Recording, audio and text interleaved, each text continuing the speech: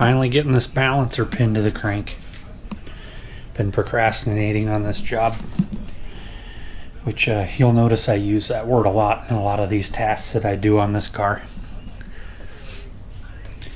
But anyways, it's been 6 or 7 days now since I think I touched it last, because I just didn't really want to do this job, but fortunately it has to be done. I moved the rack already. I got to a point where I've read so many different ways that you can partially move the rack and pin the balancer to the crank. And then by the time I got the steering shaft off and the bolts out of the steering rack, and then took the tie rod ends loose from the knuckles, I'm like, well, this is stupid. I'm only 2 line nuts away from just knocking the rack all the way out of the way. So that's what I did. I think it was worth it in the end. So then, the next bit of fun is the car's on the quick jacks. I couldn't fit inside the thing to get the stupid thing put in gear. The Jeep's not movable at the moment. So thankfully I was able to get Isaac to climb in the driver's seat, and we put her in 5th gear, and I had him stomp on the brakes, and with my 36-inch breaker bar we were able to get the ARP bolt out. Anyways, so once the rack is out of the way, we've got our handy dandy LSX Innovations kit, purpose made for the job of putting a hardened steel pin in the balancer so that it doesn't slip on the crank snout, which would be very, very bad. Now, I have an SFI approved balancer. It's Power Bond, and it has a keyway.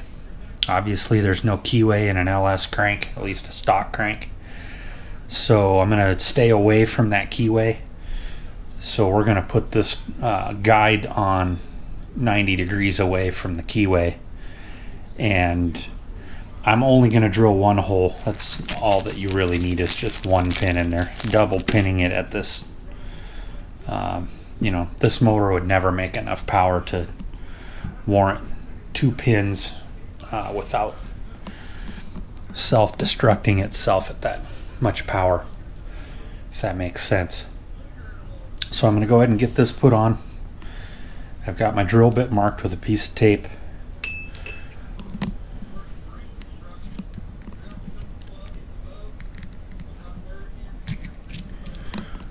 So we want to go 8/10 into the crank. The pins are 3/4 of an inch long. So we'll go to that tape and then stop. I don't have any cutting fluid here, so trusty old WD it will be. And like I said, I'll get this bolted on, and then I'll see if I can fit my big old Milwaukee drill in there. Hopefully I will be able to. Okay, so we're down here on the floor, smashed underneath the car.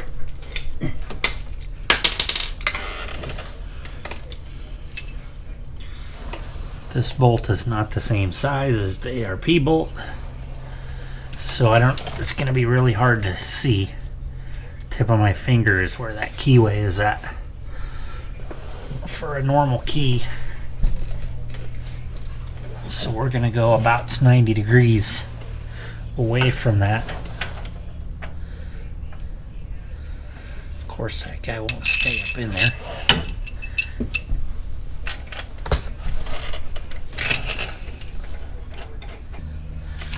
That should be about right.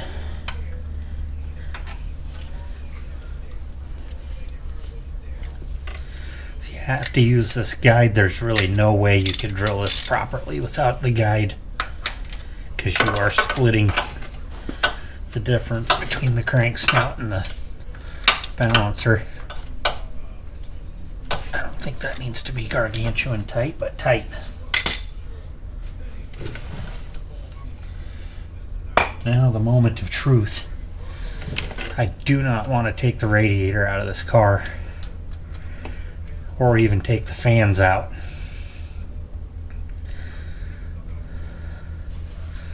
So what I may end up having to do is get my 90-degree drill from the work. This might fit though. Just might be able to sneak this guy up in here, especially if I put the bit all the way in the chuck.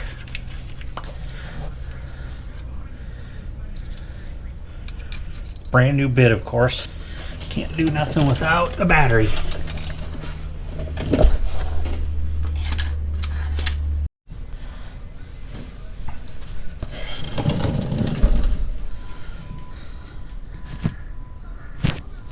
Okay, hopefully you can see that.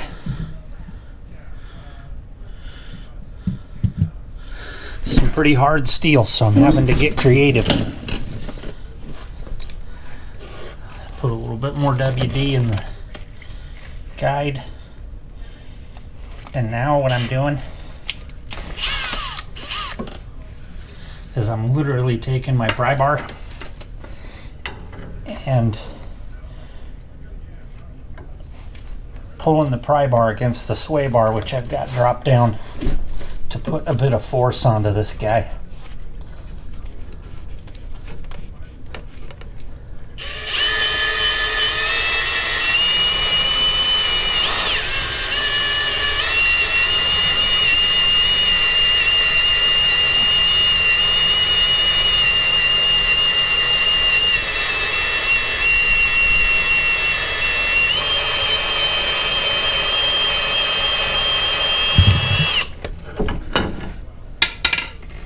Clear the chips again.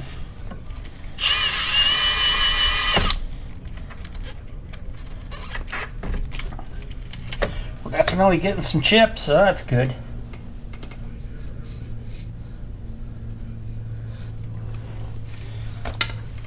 So that's how I'm going to keep going at this. I'll turn the camera back on when we take the guide off of there. Okay, it took about 10 minutes of drilling. It takes a bit to get 8/10 into the crank snout. But we're ready to take the guide off and see what kind of a mess that we've made. I don't know if I would have been able to do it with just hand force alone, not crammed down here on the garage floor like this.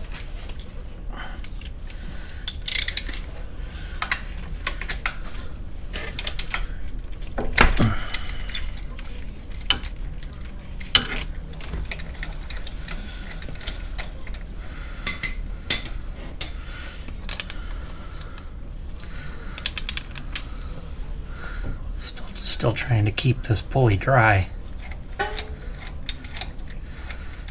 Because like I said, I still have the belt on there.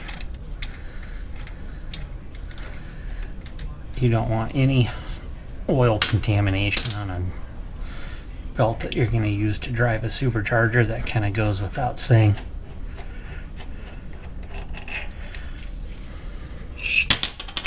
Oops. By golly, from here, that looks pretty good.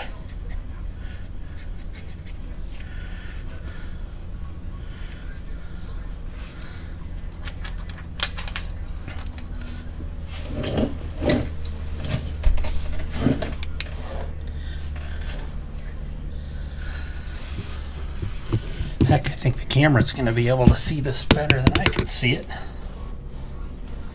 Maybe. You get what you get, because I can't see what the camera's doing right now, but down here she looks fantastic. Taking you for a heck of a ride here. But hey, the ride was free. So I'll get, I'm gonna go get my air nozzle and blow all these chips out of the hole, and we'll stick a pin in it. Okay, so I went and grabbed my inspection mirror so that I could take a peek up in there myself, because the suspense was killing me. Everything looks great. Here's one of the pins. Let's see if it'll go in there without a bunch of fuss. Oh, that's looking good. We just need this pin to be below the harmonic balancer, but it doesn't necessarily need to be all the way to the crank snout. This balancer has about 1/8 of an inch of a shelf. Oh yeah, so we're past the balancer. We are right in between the flange of the face of the balancer and the face of the crank, so that's perfect. So I'm going to get all these chips vacuumed up, clean the surfaces, clean the washer of the balancer bolt, and we'll put a fresh little smearings of RTV on there, torque that guy back up, and we will put this rack back in and we will be in business. I'm not going to show putting the rack back in there because there's other videos of doing racks on Corvettes, and it kind of sucks, and I just don't really want to do that. So I want to get this guy put together and move on. If you guys have any questions on pinning the crank or have any advice on how to do it better, I'm always here to learn if there's a better way, short of taking the engine out and making it super easy. We'll see you on the next one. Hopefully this thing will be running.